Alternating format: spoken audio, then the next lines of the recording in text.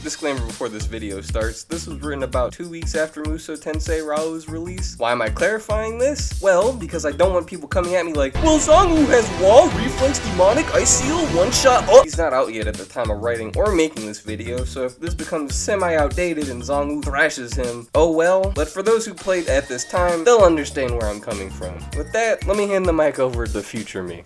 Hey guys, it's M, and I fucking hate the HMK Legends SteamRoll meta. So I may be asking, M, what's the SteamRoll meta? Well, my friend, it's when a character gets released that's so powerful it destroys everybody before them. Most metas in gacha games I feel slowly edge out the stronger characters until they fade into just normal units, or the PvP in the other gacha games don't really matter much. In this game, PvP is something most players are going to want to do just because of the gems that you get for climbing up to the higher ranks. And as for the gradually bringing characters' powers down over time, this game does that too. Usually. But then they sometimes randomly release new units that completely shit on the last best unit and is nigh unbeatable unless you have the perfect team to deal with them. Do you want an example? You guys remember the Hana and Hyo meta? These two used to be the most irritating units in the whole game. It was a long time ago and maybe some people didn't even play during that point in time, so you may ask why. Well, they used to hit like fucking freighters.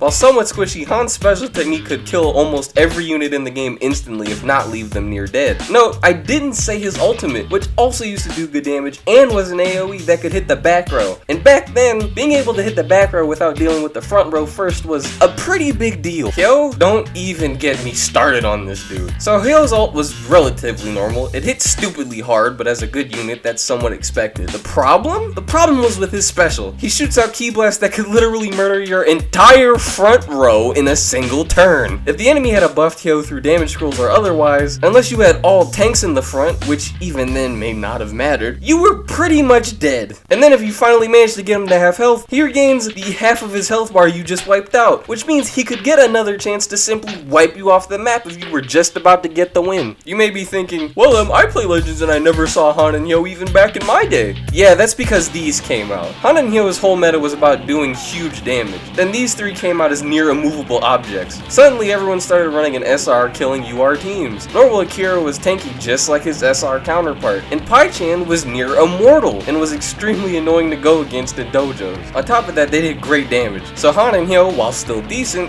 couldn't do much as the meta dramatically shifted. Then we ended up in the new age. The tank meta took off. We got the Shachi Charm and Kaiser. The meta shifted to tanky big bodies, and if you were still running Han and Hyo and didn't have any of these guys in the front to cover them, they were pretty much worthless because they wouldn't be able to kill the tankier front units before they could reach them and murder Han and Hyo. Everyone had begun to accept that tankiness was the natural order of things. We get MT Ken, which was a solid unit, but nothing super groundbreaking until...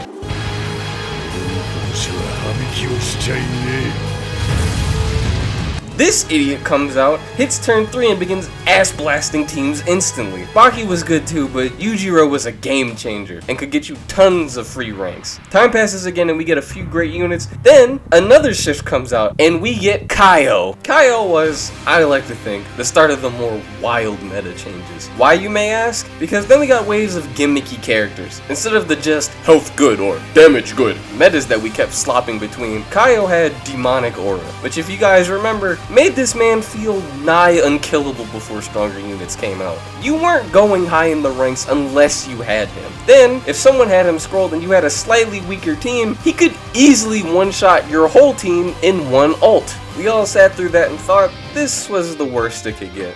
Eventually everyone got comfortable with their teams, and all the high-level players pretty much had Kaio anyway, so everything settled out. Till Kazumi comes out.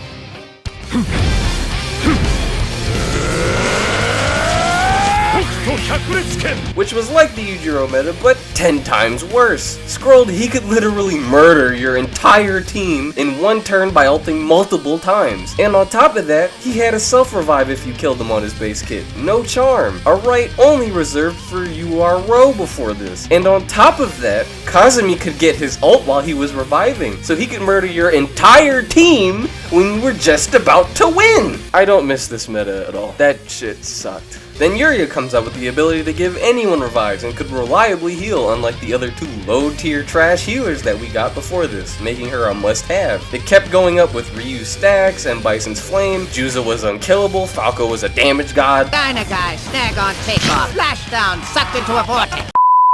It got really crazy. And when I say there was a shift, almost every character before the gimmicky era didn't just get benched, they got banished to the Shadow Realm. They ended up so weak against the newer characters, it was hard to believe there was a time they were ever good. All the characters I mentioned before Kaio may as well not exist because nobody uses them anymore, as they're barely, if at all, viable. It feels really bad sometimes because they'll do banner re-releases like when they re-release Baki and Yujiro like it's still hype, but it's pretty much asking you to pay for garbage. It feels especially bad because if you like certain characters, you know you're never gonna end up using them. For me, I really like Jaggy. Wow, who would have guessed him? And I kept him on my main team for a good chunk of time, but if I swapped him in now and took out anyone on my team today for him, I would get instantly railed due to how strong the new teams are. But why are you making this video, and what's the catalyst for all these emotions? Musou Tensei motherfucking raoh right here. Before I start talking about why I hate him, I'll give you a quick excerpt from my Discord's tier list, as eloquently put by Skilly June, the guy who makes the tier list himself.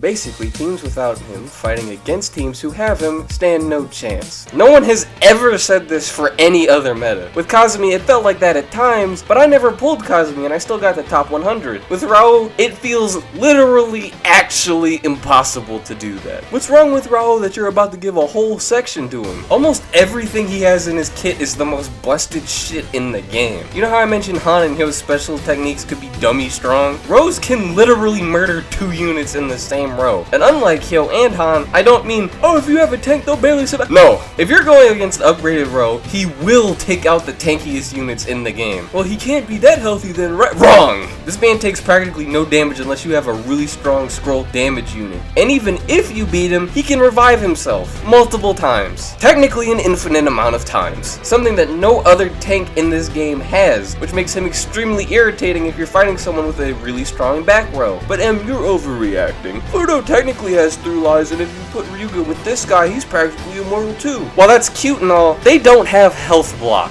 Health block may be just the most cruel effect I've seen in any game. So first raoh lands his ult, which already hurts, but then you notice your health bar has been grayed out. You cannot get this health back. This man can literally brick up 99% of your health bar. Pluto can be murdered even with his multiple revives because raoh here can flip off his health bar and do more damage than his shield. If Juza gets hit with this early, he's put in a really bad situation as he can get nuked before he gets really tanky. And if this lands on anyone without a shield, then you're fucked. Sometimes he can punch a unit and the punch won't kill them, but his crazy HP block does. And there's no way to get rid of this effect, so whoopsie poopsies. He's without a doubt the most cruel meta we've seen since ever, I guess. Do you want to know how truly bad it is? Let me let you in on a little fun fact. In the top 200 of my main server, there are only 5 teams who don't have raoh. In the top 200!